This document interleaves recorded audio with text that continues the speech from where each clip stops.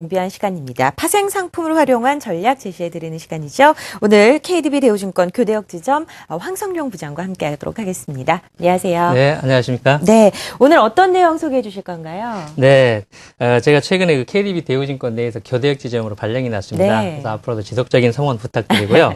네. 이제 2012년도가 저물어가고 있습니다. 그래서 올 한 해 그 경쟁력이 있었다라고 생각이 되는 그 ELS와 DLS 상품에 대해서 좀 말씀을 드리려고 합니다. 네, ELS와 DLS 어떻게 보면 ELS는 좀 저희한테 많이 알려진 그런 상품이라고 할 수 있겠는데 DLS는 좀 생소합니다. 비교해서 설명을 좀 해주시죠. 예, ELS와 DLS는 그 둘 다 이제 우리가 파생결합증권이라고 하는데요.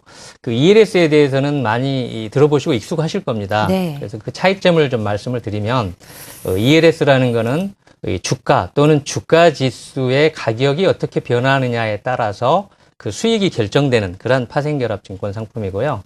DLS는 주가나 주가 지수가 아니고 이 금리라든가 환율이라든가 유가라든가 금, 은과 같은 귀금속, 그다음에 비철금속, 농산물 이런 것들을 기초자산으로 합니다. 그래서 이러한 기초자산의 가격이 그 발행 당시의 가격보다 어떻게 변하느냐에 따라서 그 수익이 결정되는 그러한 파생결합증권입니다. 그래서 그 ELS나 마찬가지로 DLS도 그 기초자산의 가격이 이제 변동됨에 따라서 그 수익이 결정되는데 그 수익 금액이 우리 그 예금 금리, 그러니까 우리가 예금, 은행에다가 예금에서 얻게 되는 수익보다도 월등히 높다는 데 이제 매력이 있다고 하겠습니다. 그리고 또 한 가지는 기초자산이, 발행 당시보다 많이 떨어져도, 일정 수준, 우리가 이걸 이제 하방 배리어라고 하는데요. 그 일정 수준 미만으로만 떨어지지 않으면은 그 원금이 보장되고 또 그 수익이 지급되는 그러한 그 상품이기 때문에 거액 자산가들의 관심이 많다 이렇게 말씀을 드릴 수가 있고요. DLS 상품 최근에 발행된 걸 제가 한번 예를 들어서 말씀을 드려보면요. KDB 대우증권에서 최근에 금과 은을 가지고 DLS를 발행한 적이 있는데 이제 그 금과 은의 가격이 45% 이상만 유지하게 되면 매월 수익을 지급하게 되는 그러한 월 지급식 상품이었습니다. 그래서 그 얼마를 지급하냐 그러면 1억을 투자하신 분에게 매월 그 발행 당시의 가격 대비 45% 이상이면, 그러니까 반토막이 나도 된다는 거죠. 네. 45% 이상이면 1억 투자 시에 매월 75만 원, 그러니까 연수익률로 9% 정도 됩니다. 그것을 매월 지급하는 그런 상품이 나왔었습니다. 사실 그 최근에 올해 금값도 많이 올라가고 이제 금, 은에 대한 수요가 많습니다. 그래서 이 중국 같은 경우는 중산층이 많이 늘어난다고 하는데 그 중국 중산층이 금을 상당히 좋아하고요. 또 인도도 많이 좋아하고 또 이 각국 중앙은행들이 외환 보유고를 늘리기 위해서 예전에는 이제 달러를 많이 보유를 했었는데요. 달러 가치가 떨어지면서 이제는 이 달러가 아니라 금을 사게 되는, 외환보유로 금을 사게 되고, 또 이제 저금리 구조 하에서 돈이 풀리다 보니까 그러한 인플레이션에 대한 우려, 네.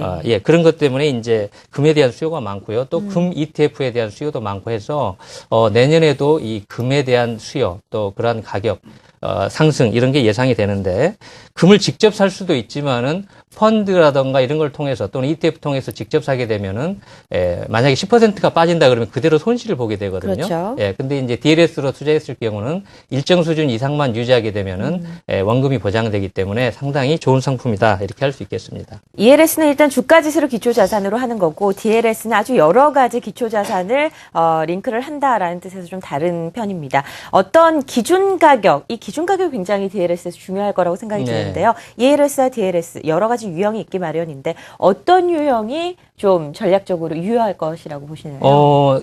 크게 나누면 이제 원금 보장형과 비보장형이 있습니다. 근데 원금 보장형 상품은 원금은 보장되는 대신에 이제 수익이 조금 낮기 때문에 사실은 그렇게 크게 인기가 없고요. 원금이 보장되지 않더라도 하방 배리어를 낮추면은 상대적으로 안전한 상품이 됩니다. 그래서 원금 비보장형이지만 하방 배리어가 낮은 그런 상품들이 인기가 있습니다. 그리고 또 한 가지는 이제 그 수익을 매월 지급하는 월 수익 지급식 상품이 있고 또 수익을 원금 상환시에 일시에 지급하는 수익 일시 지급식 상품이 있습니다.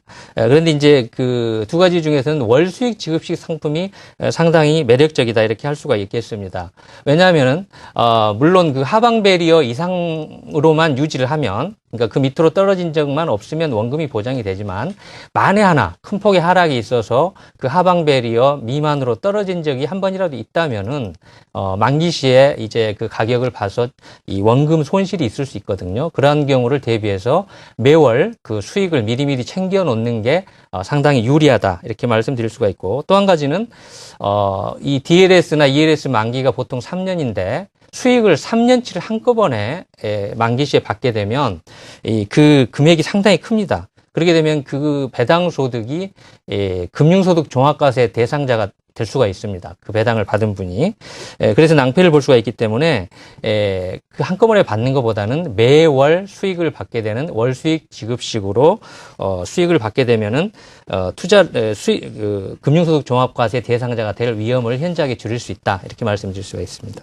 금융상품에 투자하시는 분들 이 부분 간과하시면 안 되죠. 올해 경론이 일었던 그런 부분입니다. 합의는 이루어진 것 같은데 금융소득 종합과세 기준 어떻게 돼가고 있습니까? 예, 최근 그 여야 정치권에서 금융소득 종합과세 기준을 그 현행 연간 4천만 원 초과해서 연간 2,500만 원 초과로 잠정 합의를 한 것 같습니다.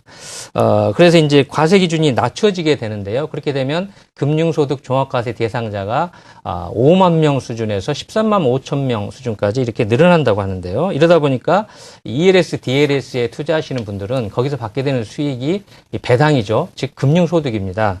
그렇기 때문에 이 연간 금융소득이 2,500만 원을 넘지 않도록 이 금융 전문가에게 상담을 받아야 될 것 같습니다. 그래서 이 금융소득 종합과세 기준을 넘게 되면은 금융소득 종합과세 대상자의 경우는 누진세율을 적용받게 되죠. 네. 예, 그래서 그 누진세율에 따른 세금을 납부해야 되고 또 건강보험료 같은 경우도 지역의료보험자로 분류가 되어서 생각보다 많은 금액의 건강보험료를 내야 되는 경우가 생기기 때문이죠. 사실 이런 금융상품들이 과거 수익률을 보장하지는 못합니다만 그래도 어느 정도의 수익률을 꾸준히 내고 있는지 좀 살펴보고 투자하는 것도 필요할 텐데요. 과거 수익률과 함께 유의할 점도 함께 말씀해 주시죠. 이 월수익 지급식 같은 경우는 올해 상반기 6월, 7월 정도만 해도 투자 금액 1억당 매월 100만 원 정도, 그러니까 연 한 12% 정도 지급이 됐습니다. 그렇지만 이제 최근에는 그게 좀 떨어져서 월수익 지급식 ELS나 DLS를 보니까 월 60만 원, 1억당 월 60만 원에서 한 7%대 정도 수익률을 유지하고 있고요. 유의할 점은요, 이 ELS나 DLS는 그 발행 증권사의 신용으로 발행하는 무보증 채무에 해당이 됩니다. 그렇기 때문에 그 발행 증권사가 무엇보다도 중요한데요. 만약에 그 ELS, DLS 수익이 낮다 하더라도 그 발행 증권사가 부도라든가 이렇게 망하게 되면은 수익을 받지 못하게 되는 그러한 경우가 생기기 때문에 같은 조건이라면 지금 조건이 좀 더 안 좋다 하더라도 이 신용 등급이 높은 증권회사를 통해서 ELS나 DLS를 사시는 게 안전하다.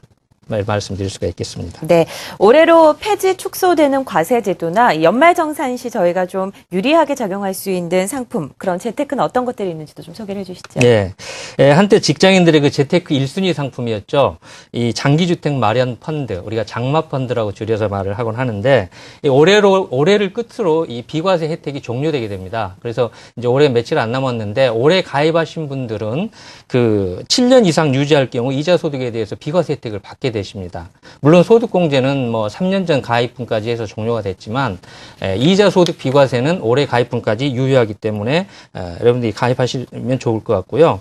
그리고 이제 그 소득공제 혜택을 받을 수 있는 상품은 이 연금 저축 상품이 있습니다. 그리고 연금 저축과 함께 개인형 퇴직연금이라고 그러죠. IRP 상품이 있는데 이 연금 저축 상품은 연간 400만 원까지 소득공제를 받을 수가 있죠. 근데 이거는 분기당 납입 한도가 300만 원으로 제한이 됩니다. 네. 그래서 만약에 지금까지 가입을 안 하신 분이 오늘 가입을 하신다 그러면은 300만 원밖에 납입이 안 되기 때문에 300만 원까지만 그 소득공제 혜택을 받을 수가 있는 거죠. 그렇죠. 반면에 이제 IRP 같은 경우는 그 분기당 납입 한도가 없습니다. 그래서 400만 원까지 납입을 하실 수가 있기 때문에 그 IRP 계좌를 개설하시고 400만 원까지 소득공제를 받으시면은 좋을 것 같고요. 이 혜택을 보면은 이 급여 수준에 따라서 최고 세율 적용 시에는 최대 167만 2천 원까지 절세할 수 있는 그러한 절세 효과를 볼 수가 있습니다. 네, 납입 한도 없이 1,200만 원까지 연간 한도가 연간으로 있을 1,200만 뿐인 원, 네. IRP까지 오늘 자세하게 살펴봤습니다. 파생 상품을 활용한 전략 세워봤습니다. KDB 대우증권 교대역 지점 황성룡 부장이었습니다. 말씀 네, 고맙습니다. 감사합니다.